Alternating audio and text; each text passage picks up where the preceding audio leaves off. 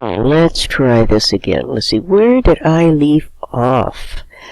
Okay, we went through the classifications, and we talked about accounts receivable versus notes receivable. An accounts receivable is less formal, where a note actually has a piece of paper written up and it's a contract. Accounts receivable are usually payable within 30 to 60 days, and a note typically goes 60, 90, and 120 days. A note receivable is also known as a promissory note. So I think that, and then we started talking about what do you do with accounts receivable that can't be collected, that somebody has put them on an accounts receivable and is not paying the bill. And that's where we came up to talking about, oh, well, these, there's two ways. They're expenses. If somebody doesn't pay their bill, I can take that off my sales. So it's an expense. Well, that's good. But you know it's not going to be that easy, right? So there are two ways to handle that. You'll look at an account and you'll see somebody filed bankruptcy in the paper and they have an account with you. And you think, well, I'm not getting that money. So you automatically will go to your accountant, or even it may be you taking care of the books, and you'll remove that from accounts receivable because you're not going to collect it anymore, so it's not an asset. But when you remove it with a credit, you also debit bad debt expense, and then that can be deducted as an expense from your income statement. And that's the easy way to do it. But what happens if all of a sudden in that bankruptcy you end up getting money back for that $4,200 for that account? Then you've already taken it out of the account, you've written it off into the income statement, and it's already been recorded, and it's just going to be a mess to turn that around. So they created, another way has been created, and that's called the allowance method. And the allowance method allows you to create a big pool of what you believe to be uncollectible. And it's a little bit smoother in operations. And there's two ways to do that. There are probably other ways, but there are two main ways. One's called percent of sales, and one's called aging. And what you do in both of those, let me show you. We're really going to concentrate on the aging. The percent of sales is fairly straightforward, but the aging has some kinks in it that you need to be able to, or quirks, I guess I should say, that you need to be able to understand. So if I come down here, the entry for this is bad debts expense and allowance for doubtful accounts, and you only do that one period. And you'll notice this is much higher than what this one is. This is an aggregate of everything for that period in accounts receivable or in sales. So you're looking at all of your sales or all of your accounts receivable in one lump sum and saying this amount of that is going to be uncollectible. And this is how you write it off. Now there's a lot more to it. I'm just kind of giving you the basics.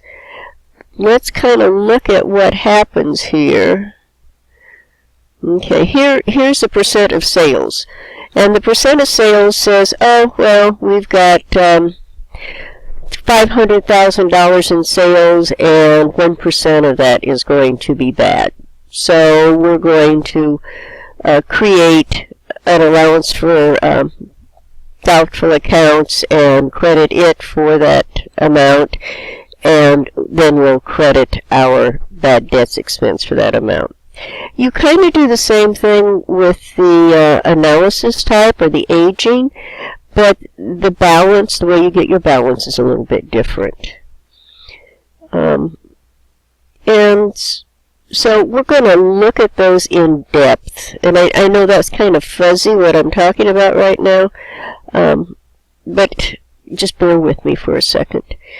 Here is how we come up with what is going to be bad, what accounts are going to be bad using the aging method. Not using the sales percent, but using the aging method.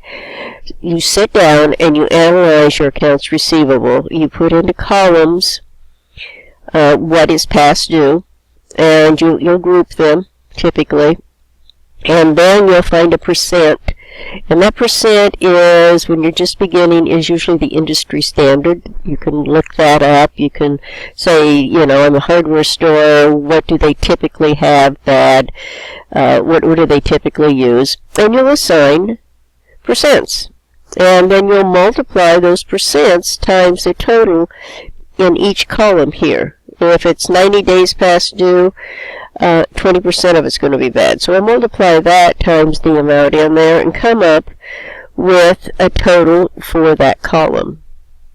I then add these all together, and that right here becomes my total for that period of bad debts. So I'm looking at all of my accounts receivable, and I'm saying, after doing all these percentages, this amount is going to be bad.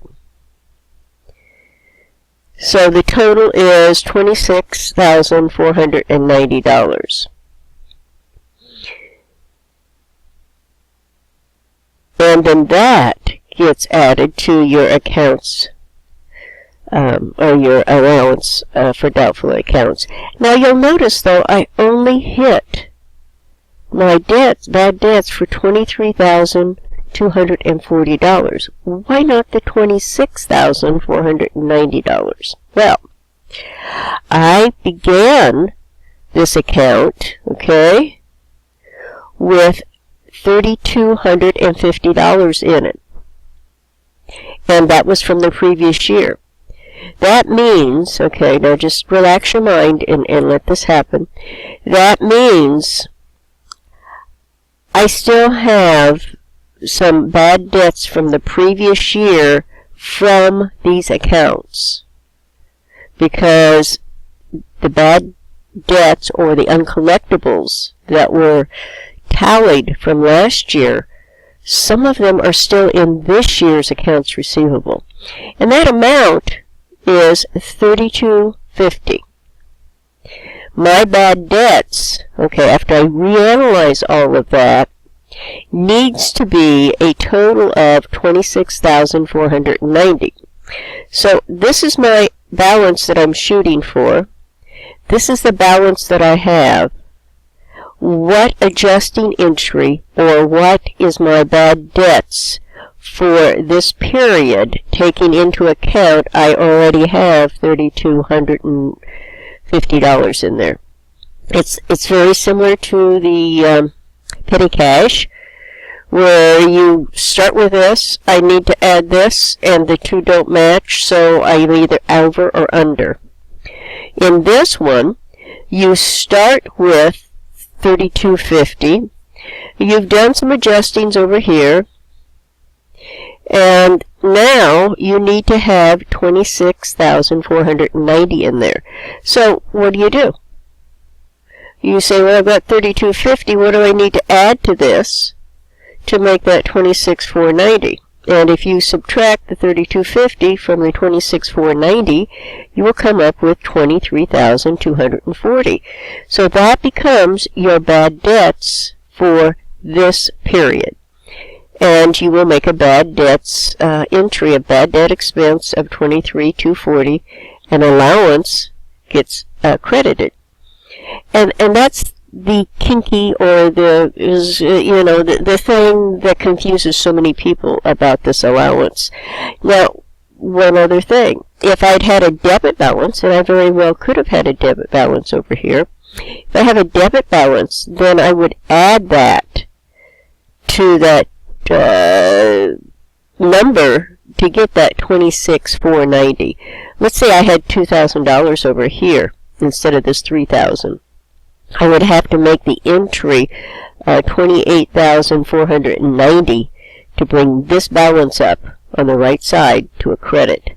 But right now, let's just concentrate on this. So that's the entry that you would use to adjust that bad debts. There are a couple of other entries that we're going to look at. Let's see.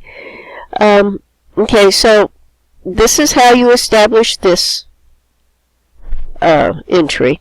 Now, down through the year, okay, you find out that actually John Parker is not going to pay his accounts receivable.